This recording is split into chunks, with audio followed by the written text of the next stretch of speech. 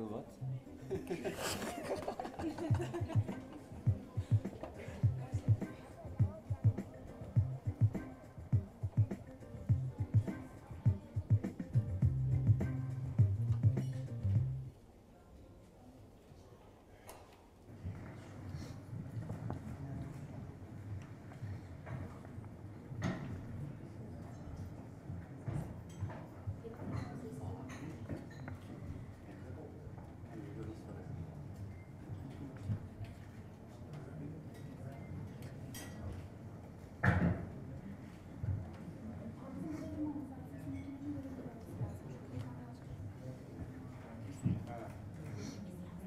It's like you're getting married. With you? Yeah.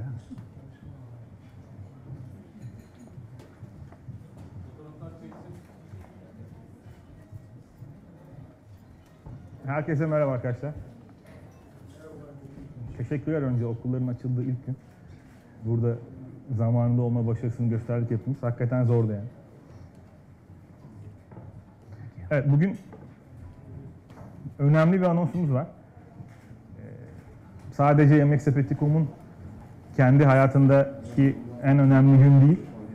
Aynı zamanda daha Türkiye interneti açısından baktığımız zaman da Türkiye interneti için çok sevindirici bir gelişme aynı zamanda. Yemeksepeti.com maceramız 2001'de başladı. Türkiye'de internetin pek iyi gitmediği, sadece Türkiye'de değil dünyada bile internetin ciddi anlamda sorun yaşadığı bu dönemde. Yapmakta olduğumuz işlerimizi, kariyerlerimizi bir kenara koyup Yemeksepeti.com adı altında internetten paket servis siparişi verme projesini hayata geçirmeye çalıştık. Ben, Melih, Gökhan, Cem işte dördümüz. Ve 2001 ile 2001'in daha başında, işte 2000 yılının sonunda kriz oldu. Bayağı sorunlu zamanlar geçirdik Yemeksepeti.com'da. Şirketten ilk defa maaş adı altında bir para almaya başladığımız zaman 2005 yılını bulur. Çok başka problemlerimiz vardı o zamanlara. Türkiye'de internet bağlantısı yoktu. Sadece dial-up bağlantıdan bahsediyorduk. Hızlı internet bağlantısı yoktu. Ve 2005-2006 döneminde Türk Telekom'un özelleşmesiyle beraber ve insanların sadece iş yerlerinde interneti kullanmayı bırakıp artık evlerinde de internete ihtiyacı olduğunu hissetmesiyle ve kişilerin hayatına katma değer sağlayan hizmetlerin artmasıyla beraber internet sadece iş yerinde kullanılan, ofis ortamında olan bir ürün olmaktan çıktı. Artık evlerimize girmeye başladı. Bu Yemeksepeti.com'un hayatında ve Türk internetinin hayatındaki ilk kırılma noktasıydı. Orada bir sıçrama gösterdik hep beraber. Ondan sonra elimizde olan internet kullanıcısı, birçok internet kullanıcısı vardı. Ama alışveriş yapmıyorlardı. Yani interneti hayatlarına gerçekten katma değer sağlayacak belli bir takım şeyler için daha kullanmıyorlardı. Arama için kullanıyorlardı. Video indirmek için kullanıyorlardı. Arkadaşlarıyla chat, e-mail yapıyorlardı. 2010-2011 gibi de 2010'un sonu, 2011 yılının tamamı ve hatta 2012'nin başı gibi de bu evinde internet olan ve internet bağlantısı olan kişilerin, bizlerin artık interneti kendi hayatlarına da birer katma değer ekleyen projeler için kullanma zamanı geldi. Online bankacılık bunlardan biriydi. Özel alışveriş siteleri bunlardan biri. Günlük fırsat siteleri bunlardan biriydi. Yemeksepeti.com da bunlardan biriydi. Ve 2010-2011 yılında da ikinci Türkiye'deki internet kırılımı ve gelişmesi gerçekleşti. Onun ardından da hemen bir takım büyük ortaklıklar anons edilmeye başlandı. Gitti gidiyor eBay bunun bir örneği. Yine Marka Foni Naspers başka bir başarılı örneği. Ve bence şu anda bulunduğumuz noktada da Yemeksepeti.com'un dünyanın en büyük fonlarından biriyle yapmış olduğu yatırım anlaşmasını size duyuruyoruz. Yemeksepeti.com'a ilk başladığımızda toplam 25 tane restoranı olan 3 çalışandan ibaret ki onlar da şirket ortakları, hala hep beraberiz zaten. Bundan sonra da beraber olacağız. 3 kişiyle 25 restoranla başlayan İstanbul'da maceramız 11 senenin sonunda şu anda 3 kıtada aslında. Yani Rusya'da, Türkiye'de ve Birleşik Arap Emirlikleri'nde devam ediyor. Ve özellikle General Atlantic gibi bir isimle beraber çok daha güçlü ve çok daha farklı bir şekilde bundan sonra savaş alanının dünya olduğu bir rekabete giriyoruz. Ve Yemeksepeti.com'u çok daha güzel şeyler bekliyor olacak. Diyeyim sözü Can Atlantik'ten bizimle bu sürecin hepsinde beraber olan ve İngiltere'nin Managing Direktörü Gabriel'a bırakıyorum. Good morning. I thought it'd be helpful to give you a little bit of background on who General Atlantic is, who I am, and why we're so excited to become partners with Nevzat and Yemeksepeti. As a background, General Atlantic, we're a 14 billion euro investment firm that's focused exclusively on finding the best growth companies everywhere in the world and becoming partners with them, not just to give them capital to grow, but give them international expertise to try to build their business into market leaders on a global landscape. We're present everywhere in the world. We've been in Europe for 20 years. We're in Asia, Latin America, and headquartered in the US.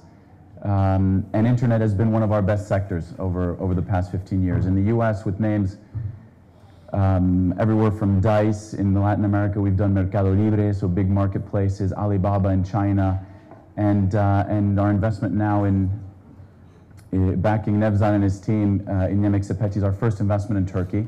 And it comes really naturally into our strategy because we, as I mentioned, our core strategy as we look for businesses to find the best companies with the best management teams and big opportunities to grow their business. And what we found in Nevzat and Yemeksepeti is not only a fantastic business and market opportunity in Turkey, but also the opportunity to grow the business into new regions, new areas, and new business segments.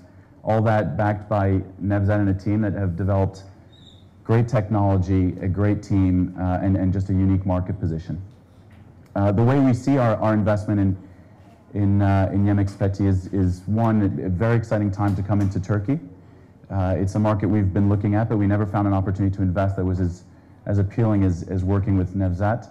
And really hoping to give Nevzat and his team even more tools to grow the business and to multiply the business as much as we can, whether that means going into new markets and new regions, or whether that simply means growing the business into an even bigger and better leader into Turkey. Basın bültenlerini dağıttık galiba ama bundan sonrası için soru cevap kısmı olursa seve seve yapabileceğim her türlü cevapları vermeye çalışacağız. Pardon. Arkadaşlar önemli bir nokta, birkaç şeyden altını çizeyim.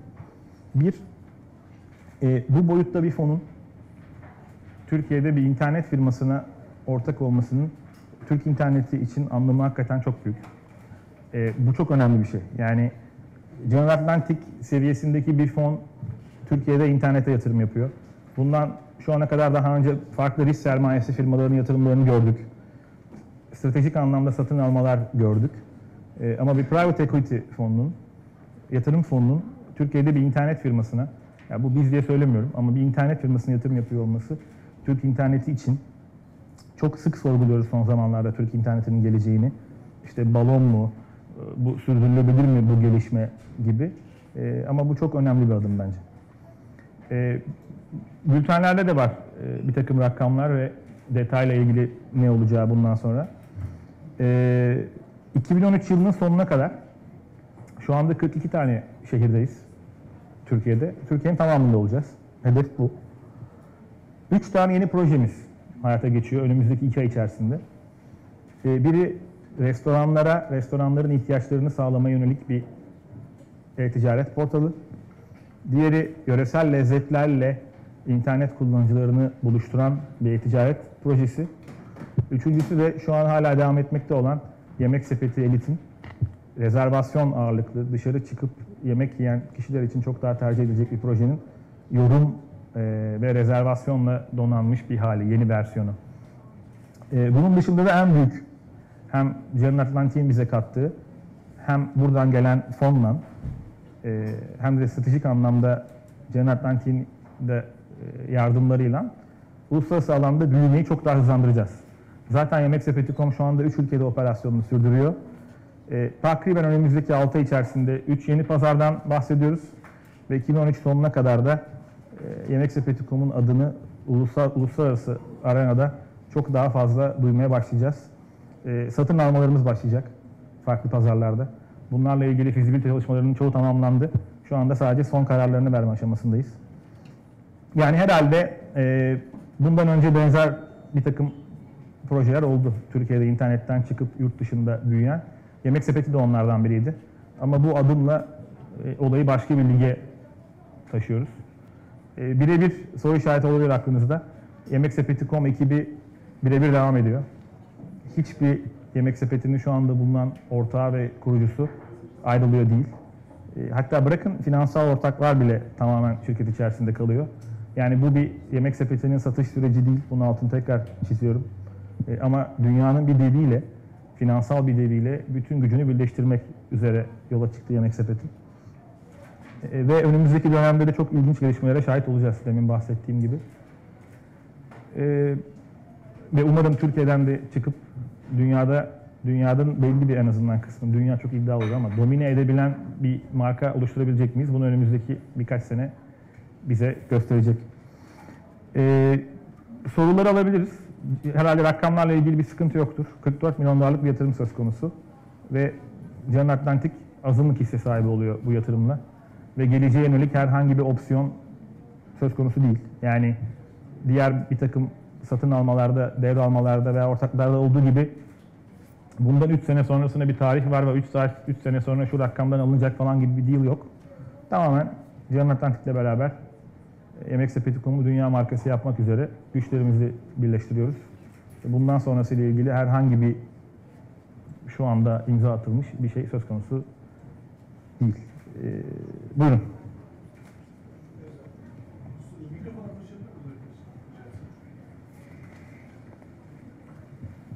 Timur Sırt Sabah gazetesi.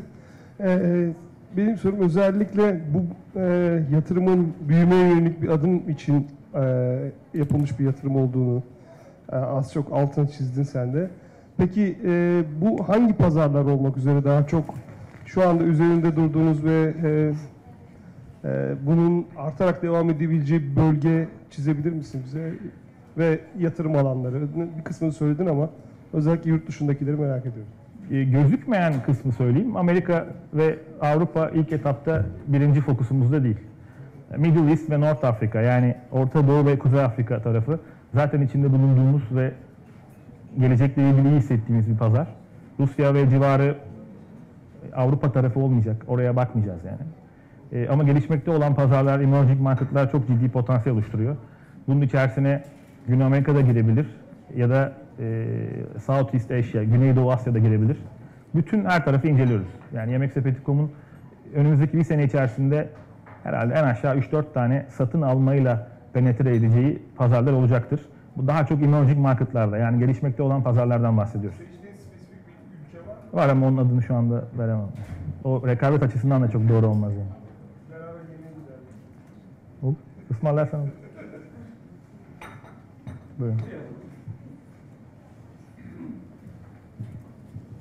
Merhaba, Maksimum Aykut Altın'la. Ben biraz şeyi merak ediyorum. Bu yatırımcıyı siz mi takip ettiniz, buldunuz, getirdiniz? Onlar mı takip ettiler? Bu başlangıç süreci nasıl oldu? İkinci bir sorum da bu 44 milyon dolarlık yatırımın büyük bir çoğunluğu anladığım kadarıyla satın almalarda mı kullanılacak yurt dışındaki firmaları? O konuda biraz açarsanız sevinirim. Teşekkürler. Maybe we'll go into detail with that, but first of all, I'll tell you the truth, I had to chase him for years and years. So I came looking for him. Burası zaten General Atlantic'in bakmakta olduğu bir pazardı anladığım kadarıyla. Gabe daha detaya girecektir. Ama internet alanında yani hiç yatırım yok şu ana kadar General Atlantic'in Türkiye'de ve aslında bırakın internet firmasına yatırım yapmasını, bu boyutta bir fonun Türkiye'ye yatırım yapması bile ciddi anlamda önemli. Hele ki internet yatırım yapması bizim için kendimizi çok daha iyi hissettiriyor. Yani Türk internet adına konuşuyorum bunu. Yani Ezat Aydın ve Yemeksepeti adına konuşmuyorum. Demek ki işler yapmışız bayağı. Evet, paranın çok büyük bir kısmı satın almalarda kullanılacak. İki tane şey daha var. Bahsetmiştim. Yemeksepeti'nin ülke içi büyümesi ve 3 tane yeni projesi olduğundan bahsetmiştim. Bunlarda da kullanacağız. Ama Yemeksepeti zaten kâr eden bir firma. O yüzden asıl bu iş birlikteliğinin amacı ve ortaya konan paranın kullanım yeri evet uluslararası büyüme olacaktır. Maybe you want to go detail about how we sure. found each other. Yeah, I think in a sense, it's almost natural that we feel it's natural we've become partners with Yemeksepeti because our model globally is we try to find the 10 best companies we can find everywhere in the world every year and become partners with them. And what Nevzat said before is a very important part. We don't want to buy the company. We want to provide capital and strategic advice so that Yemeksepeti can go from growing very fast to even faster, and doing it in Turkey and now doing it into other countries. And so, because of that, we'd been following the development of Yemeksepeti for a long time, and we feel very lucky that we were invited to become shareholders in the business. And that's the way I would portray it, is that it's our luck to be investors rather than Nevzat luck to have us as a partner. With regards to capital and international expansion, the first thing I'd tell you is because of the size of our fund, the $44 million going in today are just the beginning. And what we think Nevzat and his team are capable of is executing in any market, right? I think right now the quality of the business that they've been able to build in Turkey is extraordinary. And so there's no reason for us to believe that we can't be successful also in Southeast Asia or also in the Middle Eastern regions. And if that requires more capital, we will trust Nevzat with that.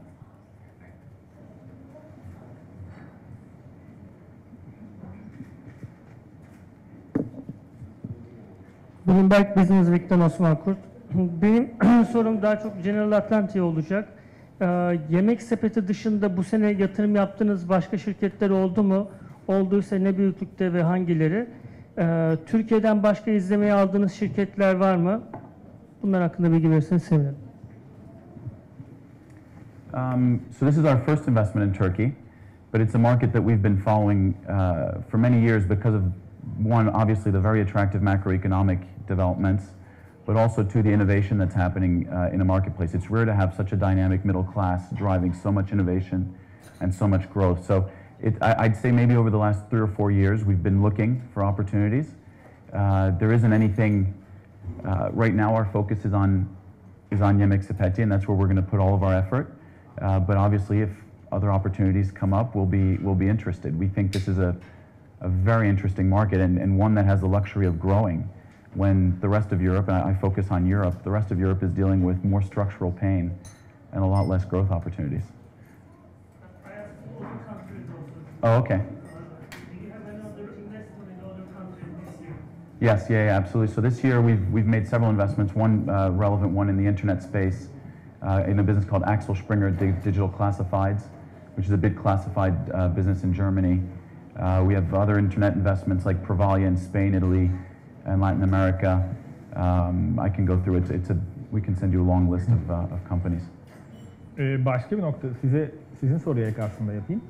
Şimdi Yemeksepeti'nin gelişimine baktığımızda bizim 2008 yılında biz bir round daha yaptık. Yani ilk roundu o zaman yaptık. %18 kadarını European Founders Fund, yani Sandler Brothers diye tanınan ekibe verdik. Bu ikinci aşaması ama çok daha büyük bir aşama tabii. Ve bu süreç içerisinde Türkiye'nin de çok ciddi anlamda popüler olmasından ve Türkiye'de internetin büyüme hızları ve ortalama yaşı düşündüğümüzde internet kullanım alışkanlıklarının ciddi anlamda değişiyor olmasından dolayı Yemeksepeti çok popüler bir site ve birçok private equity'nin, birçok VC'nin listesindeydi. Yani şunu rahatlıkla söyleyebilirim, son bir sene içerisinde Yemeksepeti'nin görüştüğü fon ve risk sermayesi firması sayısı 20'nin üzerinde. Son noktaya 3 firma ile beraber geldik ve o 3 firma arasında da hem bize yaklaşımlarının daha farklı olduğunu hissettiğimiz, hem beraber daha büyük başarılara imza atacağını düşündüğümüz General Atlantic'le beraber şu anda bu noktada bulunuyoruz.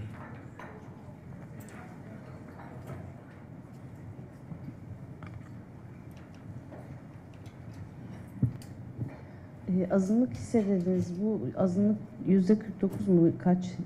O azınlık hissesinin ne olduğu hakkında veya şirket değerlemesi hakkında bir bilgi veremiyorum.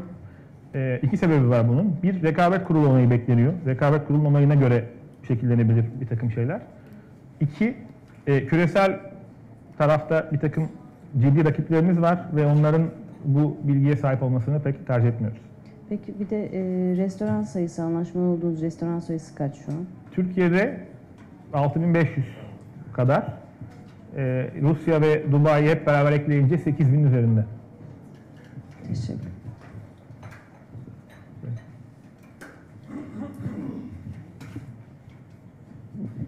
Merhaba. Kapital Dergisi Ayça Aksakal. Mr. Gabriel, Yemeksepeti.com'un çok hızlı büyüdüğüne dikkat çekti. Bu büyümeden etkilendiğinde. Son 5 yılda Yemeksepeti.com ne kadar büyüdü ve cirosu nedir? Ciro olarak geçen sene, şimdi tam 5 senede ne kadar büyüdüğümüzü hesaplamaya çalışıyorum da herhalde ortalamada %70-80 üzerinde büyümeden bahsediyoruz. Son sene içerisinde de %55-60 civarında büyüme söz konusu. Şu an itibariyle konuşuyorum bunu. 130 milyon dolar civarı kapattık geçen seneyi. Bu sene de 185-190 civarı olacağını tahmin ediyoruz dolar bazında.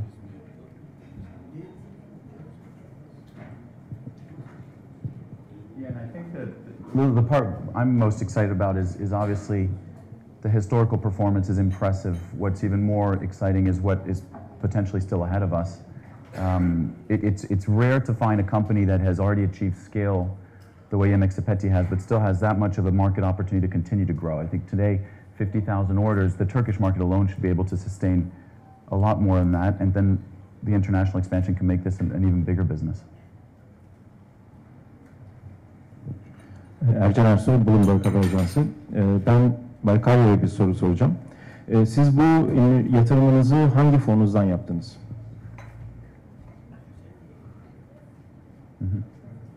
Yeah, it's we're structured slightly differently, so we don't have a traditional fund cycle. And actually, I think one of the reasons Nevzat trusted us as becoming his investor is most of our money, so most of our 14 billion euros of capital come from families and charitable endowments that started 30 years ago. With the real reason, the reason they invested their money in General Atlantic is more an entrepreneurial approach than a financial approach. The idea behind that is these are very wealthy families. They want us to find good entrepreneurs and growth businesses and give them help, not just make good financial deals. So there's no real fund cycle, so it's coming out of one pool of capital that's always available. So where are those families based?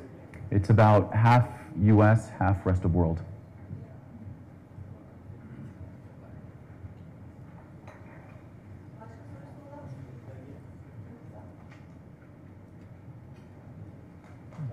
Çok teşekkürler arkadaşlar. Çok sağ olun gelip bugünü bizimle paylaştığınız için. Umarım önümüzdeki dönemlerde daha sık sık beraber olacağız.